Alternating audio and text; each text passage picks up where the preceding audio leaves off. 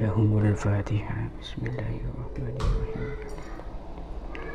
Ar-Rahmanirrahim. Maliki yaumiddin. Iyyaka na'budu. Bismillahirrahmanirrahim. Faqad qala al-muallif rahimahullahu ta'ala wa nafa'na bihi wa bi 'ulumihi wa bi asrarihi fid dharain. Amin Allahumma amin. Bismillahirrahmanirrahim. Maulidut Taibai lil Imamil Jalil Abdurrahman At-Taibai rahimahullahu ta'ala. Maulidut Taibai utawi iki iku kitab Maulid kang bangsa Taiba. Utawi iki iku kitab maulid kang bangsa Taiba. Lil imami kaduwe al imam al jalilih kang agung rupane Abdurrahmani al imam Abdurrahman At-Taibai kang bangsa Taiba.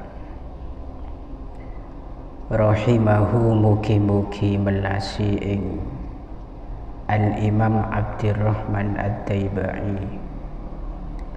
sapa Allah Ta'ala Gusti Allah Ta'ala. Sebelum kita memasuki ke dalam maulid ini, ngiring kaulah sareng sedaya panjenengan para santri pada tawassul dek ke Gusti Nabi juga dan dek ke musannif daripada maulid ini dengan harapan bulan maulud mangken kak dinto kaulah sareng sedaya panjenengan pertama ketampesan barokah dari musannif yang nanti keberkahan itu akan membawa kita ke dalam satu kondisi terbaik, yaitu mendapatkan syafaat dari baginda Nabi Muhammad sallallahu alaihi wasallam. Dan semoga setuju orang-orang yang terlibat dengan kita, termasuk orang tua kita yang ada di rumah, keluarga kita yang lainnya yang juga turut serta memberikan dukungan kepada kita untuk berjuang tolabul ilmi dikejukan ketampesan barokah dari muallif benjugan dan syafaat dari baginda Nabi juga dan deka para masyarakat setujenah khususnya masyarakat paras guang dan secara umum, yaitu semua saudara kita ikhwanuna al-muslimun dan juga muslimat setuju juga nggak oleh barokah kelaban pemausan kitab Maulid Taiba ini dan juga mendapatkan syafaat kelak di yaumil qiyamah dari baginda Nabi sallallahu alaihi wasallam. Ala hadhihi niyyah wa ala kulli niyyatin salihah. Syai'un lillahi lahumul Fatihah. A'udzu billahi minasyaitonir rajim. Bismillahirrahmanirrahim. Alhamdulillahi rabbil alamin. Arrahmanir rahim. Maliki yaumiddin. Iyyaka na'budu wa iyyaka nasta'in. Ihdinas siratal mustaqim.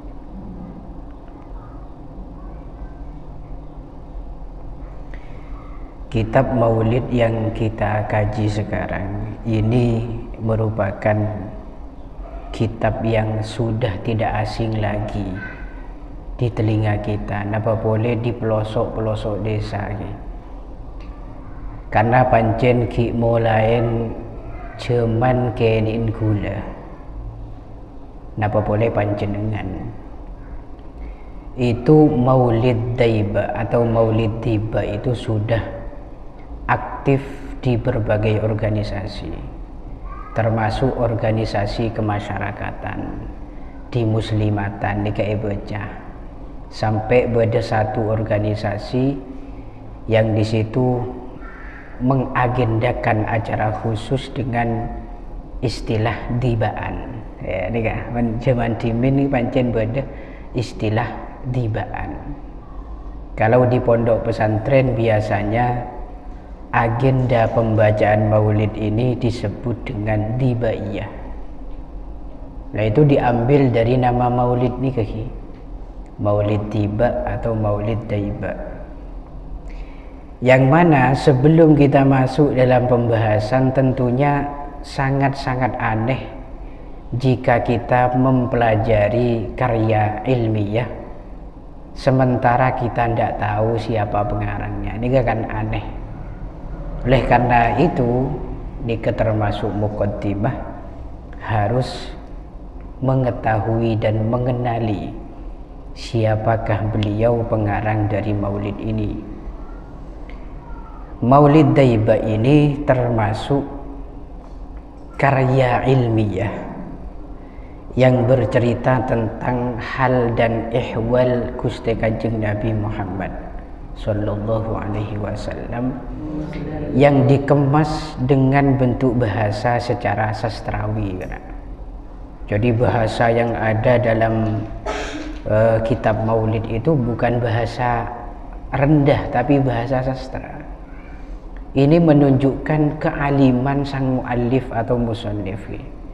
Betapa alimnya beliau pengarang daripada kitab ini, yang mana muallif dari Maulid Ad-Daiba itu sendiri itu dikenal dengan Al-Imam Wajihuddin Abdurrahman bin Muhammad bin Umar bin Ali bin Yusuf bin Ahmad bin Umar Ad-Daiba, sampai ada penisbatan Asy-Syaibani, Al-Yamani, Az-Zabidi, bahkan Asy-Syafi'i. Ini menunjukkan bahwa pengarang Maulid Daiba nikah dalam ilmu fikih menganut madhab sama persis dengan kita, yaitu madhab Imam Asy-Syafi'i radhiyallahu ta'ala anhu.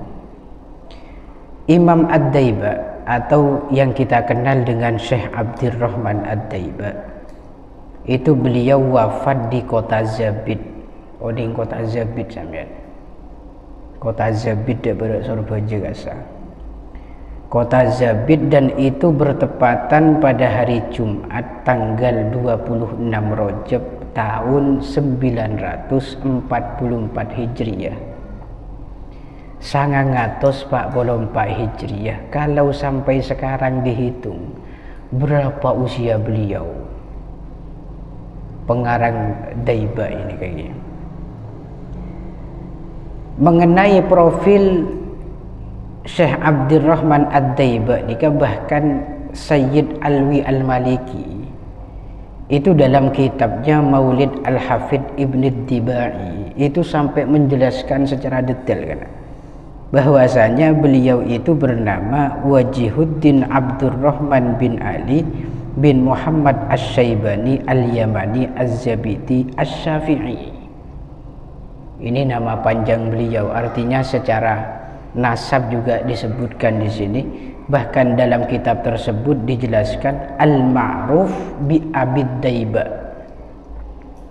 Syekh Abdurrahman ini terkenal kelaban julukan nyamah Ibnu Daiba. La Ibnu Daiba itu bimaknal abiyad bilugati Sudan. Artinya Daiba nikatibi berasal dari bahasa Sudan yang artinya abiyad. Abiyad nika putih. Ya. Abiyad nika artinya apa? Putih. Dan itu julukan kakeknya yang disifati al-a'la, memiliki pangkat yang luhur, yaitu Ibnu Yusuf. Beliau itu dilahirkan pada bulan Muharram kan? Dilahirkan pada 4 Muharram tahun 866 Hijriah. Itu dalam hitungan Hijriahnya. Kalau dihitung secara hitungan Masehi, maka lebih tepatnya beliau itu lahir pada tanggal 8 Oktober. Beda saya tanggal lahir belu Oktober. Saya Oktober beda. Ini 1 bulan yang sama dengan Imam Daiba nanti.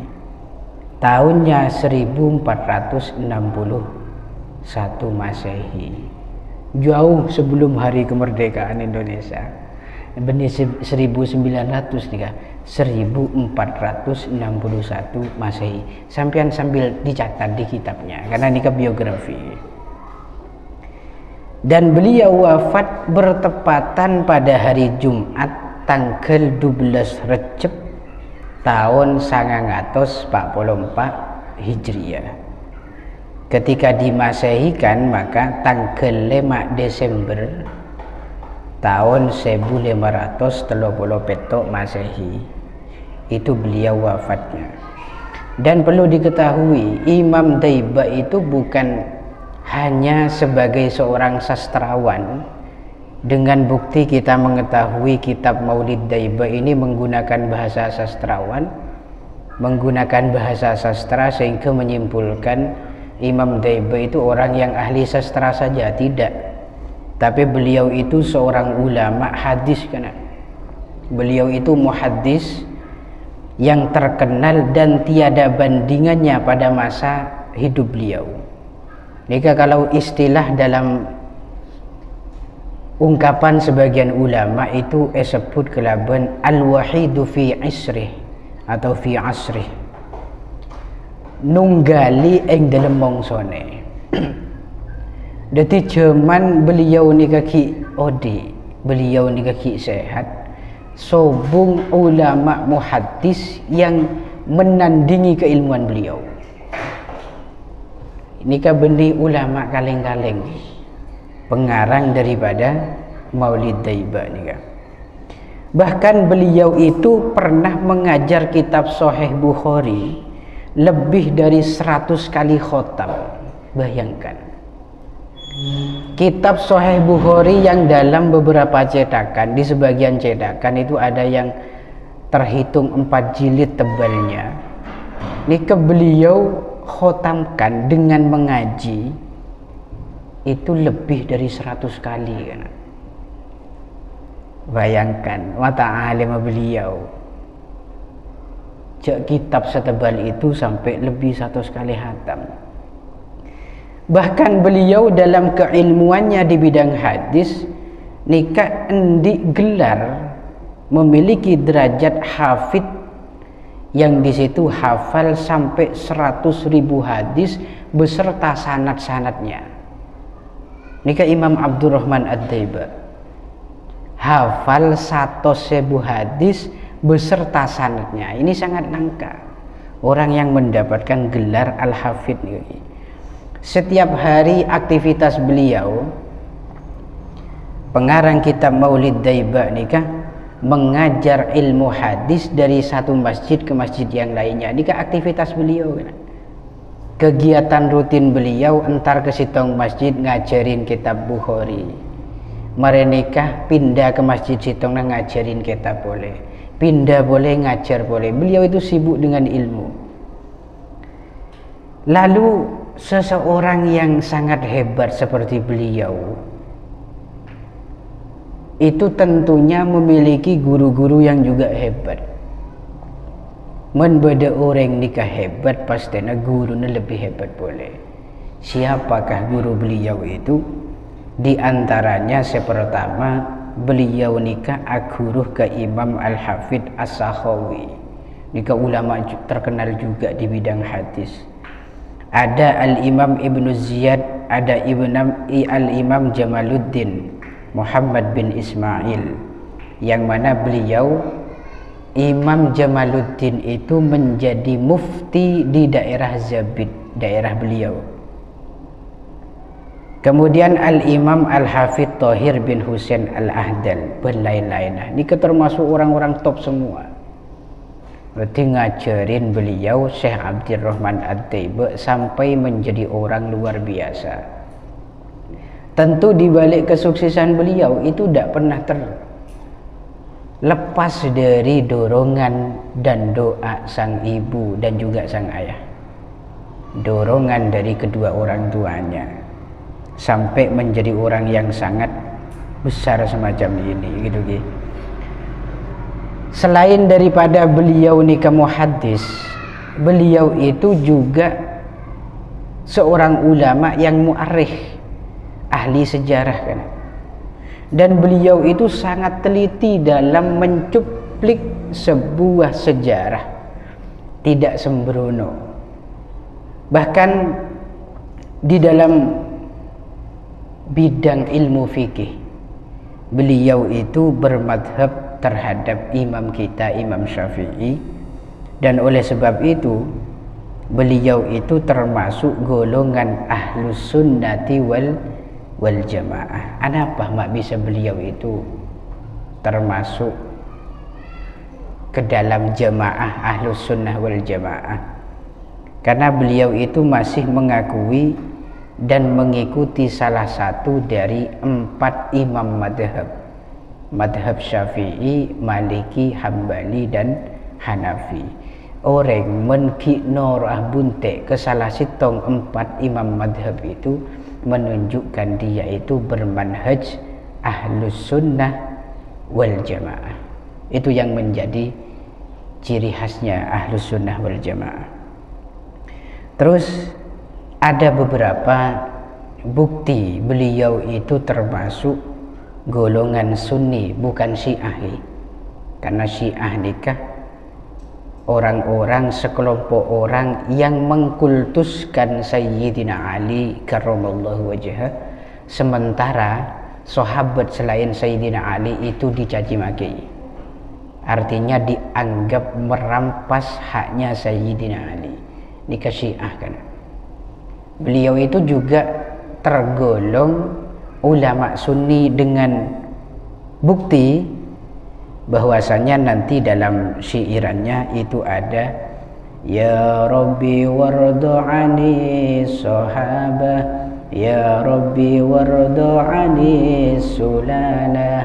As-sahabah di sini beliau cantumkan. Ini sangat-sangat jelas menunjukkan beliau itu adalah golongan sunni, sama dengan manhaj kita ahlus sunnah wal jamaah. Imam Abdurrahman Ad-Daiba ini termasuk ulama yang sangat produktif karena menjanjaman mangken. Beliau itu orang yang memang penyaman open lah dalam masalah ilmiah, sehingga beliau itu memiliki kitab bukan cuma satu, bukan cuma dalam bidang hadis ataupun sejarah saja, tapi kitab-kitab yang di situ ngefan terkait ilmu-ilmu selain dari keduanya. Itu banyak karya beliau, termasuk yang paling masyhur sampai sekarang adalah kitab madah, kitab sanjungan kepada baginda Nabi yang kita kenal dengan Maulid Taiba nikah.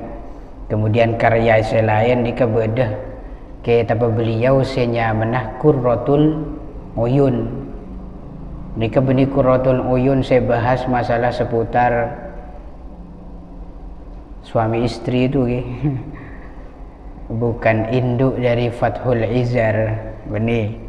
Itu membahas penyaman seputar masalah kota Yaman.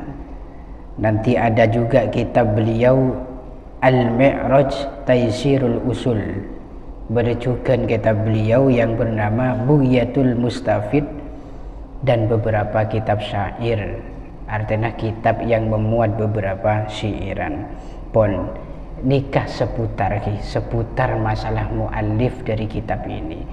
Di samping itu sebetulnya masih banyak keistimewaan Syekh Abdurrahman Ad-Daiba ini kan, yang sengaja tak saya sebutkan karena pancen ya banyak cara, karena beliau termasuk ulama, pasti di situ min jumlati auliyaillah, yang memiliki karomah pastinya.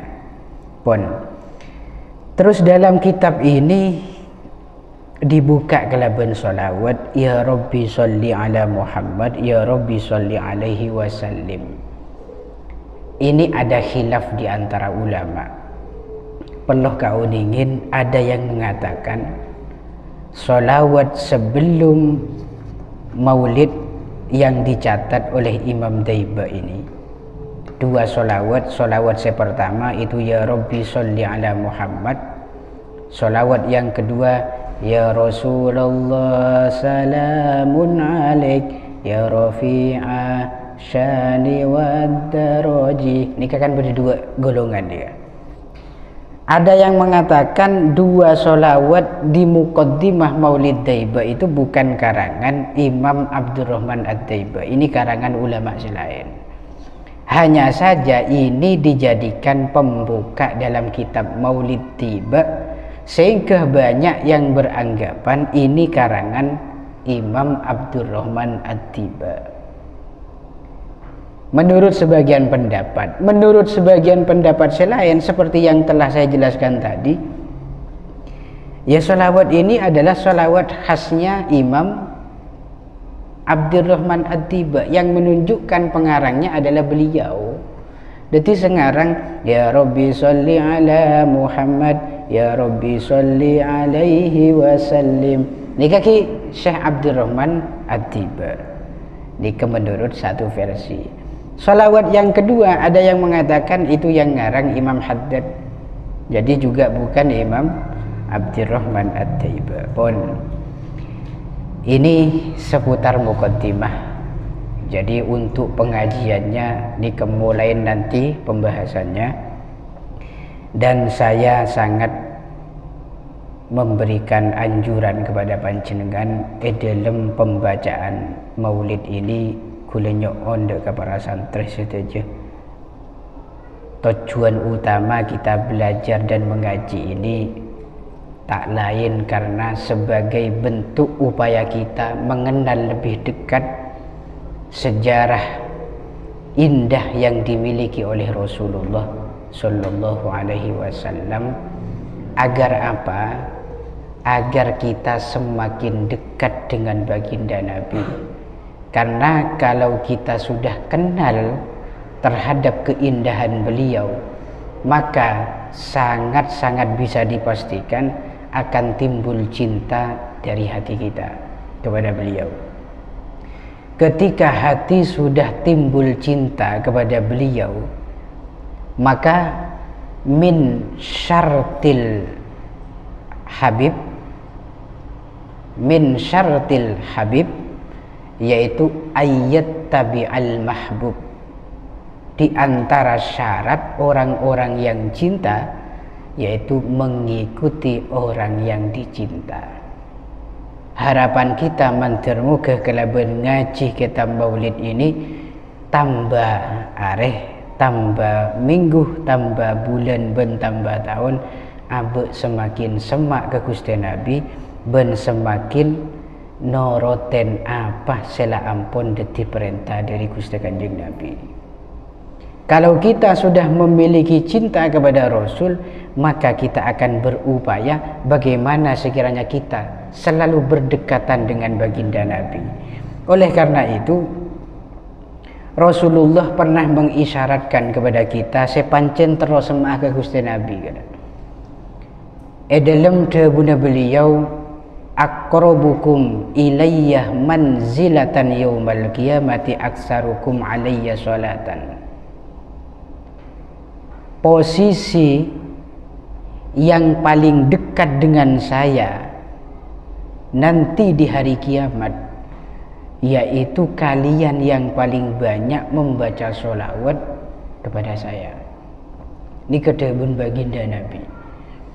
Artinya kelaban ngaji mangken nikah harapannya timbul cinta yang begitu besar, yang mana itu bisa kita dapat kelaban menghayati tadabbur pancen ungguan, menghayati makna yang akan kita kaji nantinya. Cak kerja gitu Pak ungguan kelaban cara-cara yang sahihah cara-cara sepancen eridonin sareng Gusti Allah, sehingga tujuan kita untuk bisa berada di posisi yang paling dekat dengan baginda Nabi itu mudah untuk kita capai. Kalaban apa nanti? Kalaban memperbanyak baca sholawat, khususnya bulan makin bulan kelahiran baginda Nabi sallallahu alaihi wasallam. Wallahu a'lam bishawab. Al-Fatihah. Bismillahirrahmanirrahim.